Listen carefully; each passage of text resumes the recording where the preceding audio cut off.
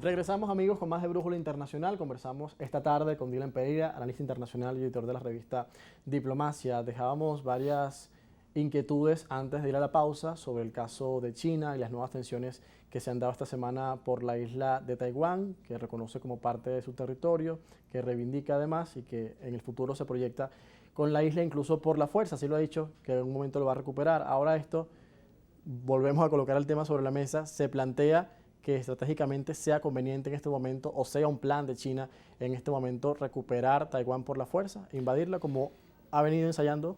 Sería la mayor amenaza a la seguridad internacional que el mundo estaría atravesando desde el último siglo, la presencia el intento de tomar militarmente Taiwán por parte de China. En un primer momento no es plausible por los intereses económicos que pueda tener China. De hecho, hay que destacar que en las últimas décadas ha incrementado el volumen de intercambio comercial entre China y Taiwán. Esto es algo importante y hemos visto cómo el modelo político chino se ha cooptado en lo económico a partir de las zonas económicas especiales de Deng Xiaoping y hubo una transformación de la cosmovisión china, de la necesidad de colocar o supeditar incluso las tensiones o los ideales dogmáticos en lo ideológico y colocar lo económico como una primacía, y lo hemos visto incluso en el caso de Ucrania. Las pretensiones de China es precisamente mediar para estabilizar el mercado internacional. No le interesa a China en este momento aumentar las tensiones comerciales con Estados Unidos, que ya se ha visto deteriorados a partir de la presidencia de Donald Trump y que han generado un impacto en su economía local.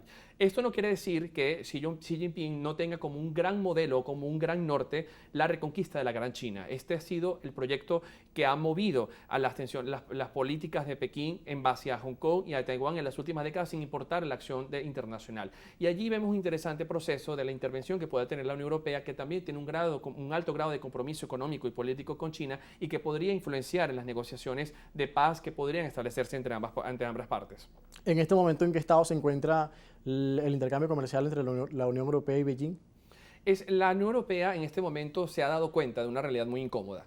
Depende en alto grado tanto de China como de Rusia y de otros aliados internacionales para la supervivencia de su modelo económico. Y esto es una realidad que los retrocede al modelo, el paradigma westfaliano de las relaciones internacionales. La Unión Europea, a partir particularmente de la pandemia y de la guerra en Ucrania, está intentando revertir a una autonomía estratégica que ha perdido a lo largo de los años. En lo energético, a través del impulso del Pacto Verde Europeo, pero que tiene una serie de limitaciones fácticas en el terreno necesarias, y por eso vemos una reestructuración de la arquitectura energética europea buscando aliados en el norte de Europa, como los países nórdicos como Noruega, o incluso en el norte de África con Argelia. Hay un proyecto de que Argelia pueda pasar gas a través de gasoductos por España y que cruce los Pirineos y siga hacia el resto de Europa. Azerbaiyán también, ¿no? Azerbaiyán también se está perfilando como un aliado estratégico, y en lo político y en lo militar también se ha dado cuenta de una alta dependencia por parte de la Unión Europea hacia China, e incluso en lo tecnológico. El 95% de los chips que se consumen en el mundo viene en Taiwán.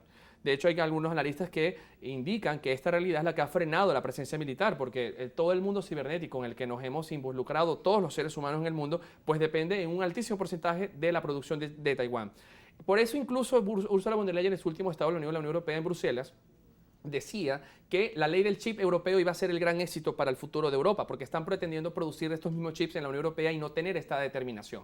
Es decir, de momento los lazos y la interdependencia que existe es bastante alta, lo cual complica las posibilidades que el conflicto se deteriore. Pero en el caso de China y Estados Unidos, cuyas relaciones van a marcar el futuro de la geopolítica internacional. En la geopolítica de la Guerra Fría se dirimió entre Washington y Moscú, pero la geopolítica de hoy y del mañana será entre Washington y Pekín. Bien, Dylan, también quisiera transmitirte una inquietud que es sobre el caso del Esequibo, algo que también manejas ampliamente y que hemos estudiado tanto en este espacio como en otros del canal Globovisión, sobre si Venezuela en la CIJ continúa avanzando sobre este diferendo entre Guyana y Venezuela y esos escenarios previsibles en este año de plazo que vamos a tener. Sí, es interesante la lectura analítica de la última sentencia de la Corte Internacional de Justicia, porque hay una gran victoria allí diplomática, histórica y política para nuestro país, que es la legitimación jurídica de los 14 jueces, de los 14 magistrados de la Corte Internacional de Justicia a la estrategia jurídica planteada por Venezuela al momento de declarar admisibles por unanimidad las objeciones preliminares sobre la admisibilidad de la demanda que había introducido la República ante la Corte. Esto es una victoria interesante. Incluso deberíamos destacar, y tenemos la obligación de destacar, que la Corte en este punto, en la última sentencia, da por hecho la necesidad y la obligación de dar un estudio, de estudiar y conocer sobre la posible conducta irregular de Reino Unido durante la firma, tanto el Tratado de Washington de 1897 como en el laudo arbitral de 1899.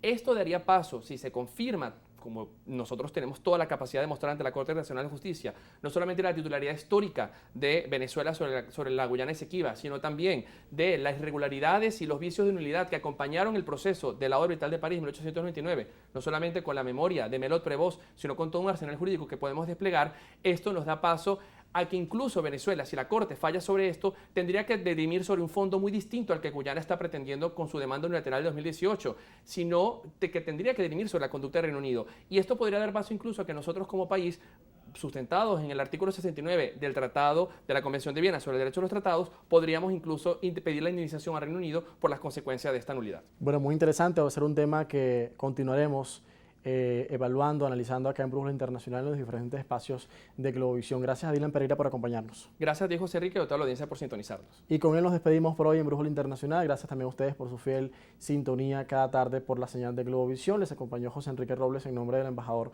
Julio César Pineda. Nos vemos en otra oportunidad. Que tengan feliz tarde.